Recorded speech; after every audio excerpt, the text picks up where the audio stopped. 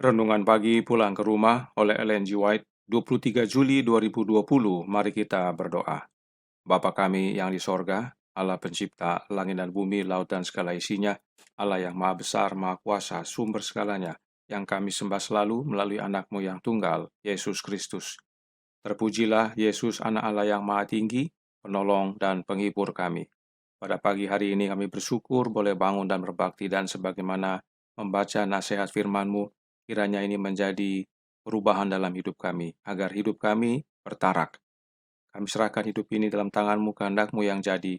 Ampunkan kami akan dosa dan salah, karena kami berdoa hanya melalui Yesus Kristus, anak Allah yang tunggal, yang adalah Tuhan dan Juru Selamat kami. Amin. Renungan hari ini akan dibacakan oleh Oma Yeni Tikonuwu. Silakan Oma Yeni. Judul renungan kita pada pagi ini, komitmen orang tua. Ayat tema, hiduplah sebagai anak-anak terang, Efesus 5 ayat 8. Kepercayaan yang suci telah diserahkan kepada para orang tua untuk menjaga keadaan fisik dan moral anak-anak mereka, sehingga sistem saraf mereka memiliki keseimbangan yang baik dan jiwanya akan aman. Para ayah dan ibu haruslah mengerti tentang hukum kehidupan agar mereka tidak membiarkan kecenderungan yang salah berkembang di dalam diri anak-anak mereka melalui kelalaian. Diet memengaruhi baik kesehatan fisik maupun moral. Betapa hati-hatinya seorang ibu seharusnya belajar untuk menyiapkan meja makan dengan kesederhanaan dan dengan makanan-makanan yang menyehatkan agar organ-organ pencernaan tidak menjadi lemah, agar saraf-saraf seimbang, atau kalau tidak, maka perintah-perintah yang mereka berikan akan dilawan. Iblis melihat bahwa dia tidak memiliki kekuatan besar untuk menguasai pikiran kalau selera dikendalikan, daripada kalau dibiarkan melakukan pelanggaran, dan dia selalu rajin bekerja untuk menuntun orang melakukan pelanggaran. Di bawah pengaruh makanan yang tidak menyehatkan, maka hati nurani akan menjadi bodoh, pikiran digelapkan, dan daya tahan pengaruhnya akan dilumpuhkan. Tetapi kesalahan dari si pelanggar tidaklah berkurang karena hati nurani telah ditekan sehingga tidak lagi mempunyai perasaan.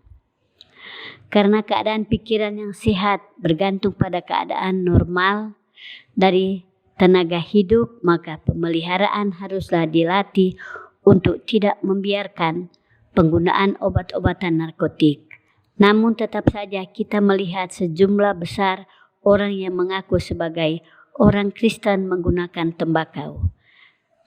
Mereka memanjakan kejahatan tidak bertarak, dan kalau berbicara melawan pemakaian minuman keras, orang-orang ini akan menyemburkan bau tembakau. Di dalam diri orang-orang ini haruslah ada perubahan sebelum akar kejahatan dapat dihentikan. Teh dan kopi juga dibiarkan memuaskan selera sebagai perangsang yang lebih kuat. Kemudian kita pulang ke rumah untuk menyiapkan makanan dan bertanya, apakah pertarakan dilakukan di dalam segala hal? Apakah reformasi yang perlu diadakan demi kesehatan dan kebahagiaan jalankan di sana? Setiap orang Kristen sejati haruslah mengendalikan selera dan nafsunya. Kecuali dia bebas dari perhambaan selera, dia tidak akan dapat menjadi orang yang benar, hamba Kristus yang menurut. Pemanjaan selera dan nafsu akan memudarkan kebenaran yang ada di hati. Tidaklah mungkin bagi roh dan kekuasaan kebenaran menyucikan manusia, jiwa, raga, roh, bila mana dia masih dikuasai dan dikendalikan oleh keinginan-keinginan hawa nafsu. Dasar-dasar pendidikan halaman 148 dan 149. Terima kasih atas penata layanan Oma Yeni. Tuhan Yesus memberkati. Saudaraku dalam Tuhan, ayat inti renungan hari ini menyatakan agar kita hidup sebagai anak-anak terang. Bagaimanakah hidup sebagai anak-anak terang tersebut? Membina keluarga bahagia, halaman 412, paragraf 1, berkata, bukanlah kehendak Allah, kita harus murung atau tidak mempunyai kesabaran, atau kita tidak menjadi terang dan suka membuang kesempatan menjadi terang. Rencana yang dipelajari setan ialah untuk mendorong orang supaya mempunyai perbedaan yang besar terhadap satu dengan yang lain.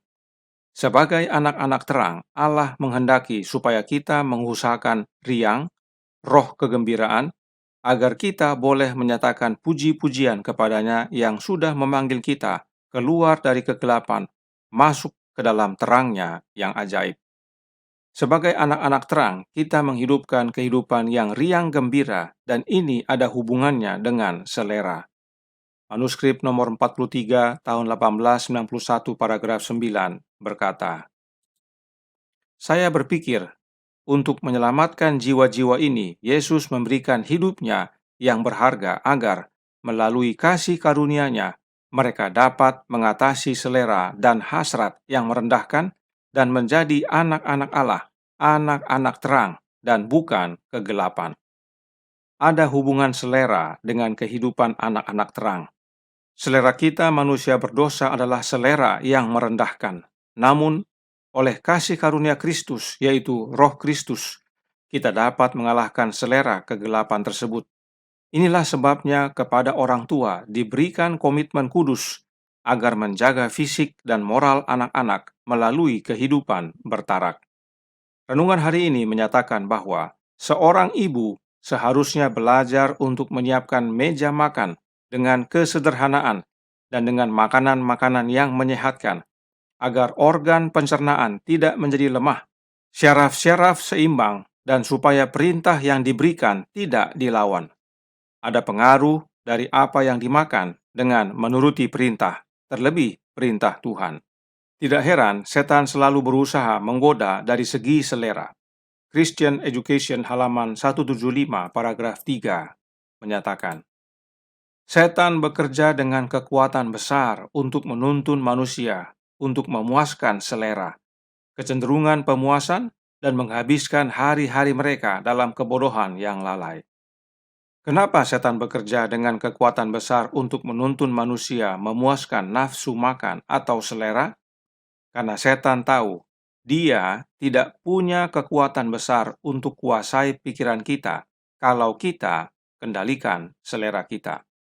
Dalam tulisan lainnya, Roh Nubuat menyatakan, Christian Temperance and Bible Hygiene halaman 16 paragraf 2 yang berbunyi, cengkeramannya yang paling kuat terhadap manusia adalah melalui selera. Dan ini yang ia coba untuk rangsang dengan segala cara yang memungkinkan. Cengkeraman setan yang paling kuat kepada kita manusia adalah dalam hal selera. Dan bahkan masih dalam buku yang sama, halaman 154, paragraf 2, yang White lanjutkan. Dan ketika kita mendekati akhir masa, godaan setan untuk memuaskan selera akan lebih kuat dan lebih sulit untuk ditolak. Kita semua percaya bahwa kita hidup di penghujung zaman akhir. Kita mendekati akhir masa. Karenanya, godaan setan untuk manusia adalah untuk memuaskan selera kita. Godaan yang dia lakukan akan lebih sulit untuk ditolak. Nah, kenapa setan berusaha keras untuk menggoda selera kita? Counsels to Writers and Editors halaman 124 paragraf 3 menyatakan, pikiran harus dicerahkan karena pemahamannya digelapkan seperti yang setan inginkan, karena dia dapat menemukan akses melalui selera yang menyimpang untuk merendahkan jiwa. Setan tahu bahwa jika selera kita menyimpang, maka pikiran dan atau pemahaman kita menjadi gelap. Kita menjadi tidak mengerti kebenaran.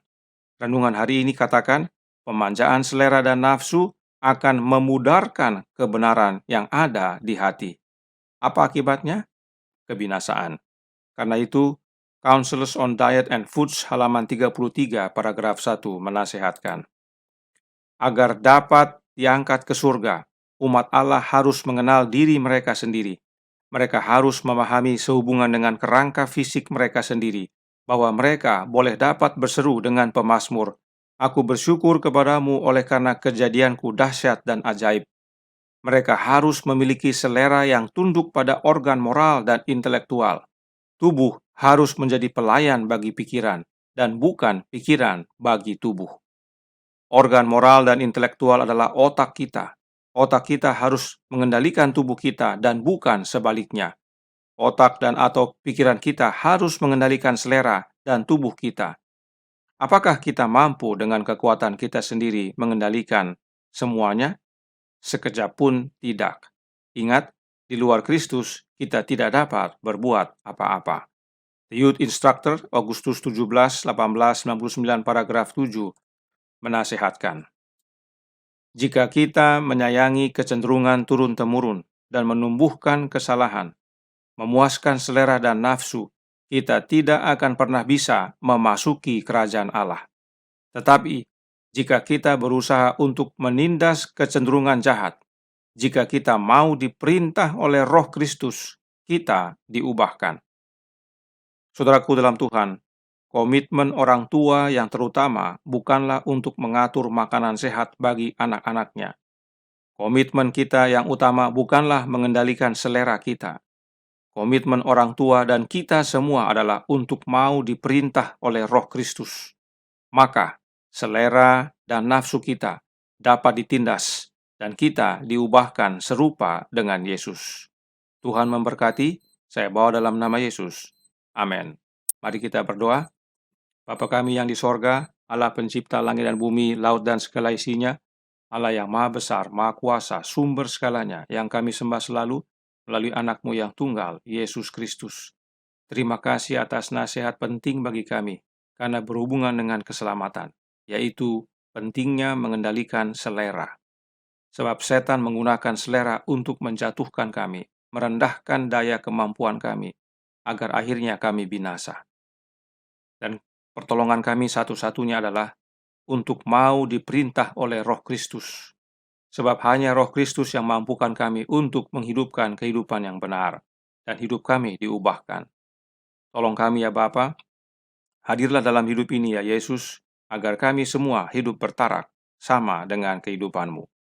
Besertalah kami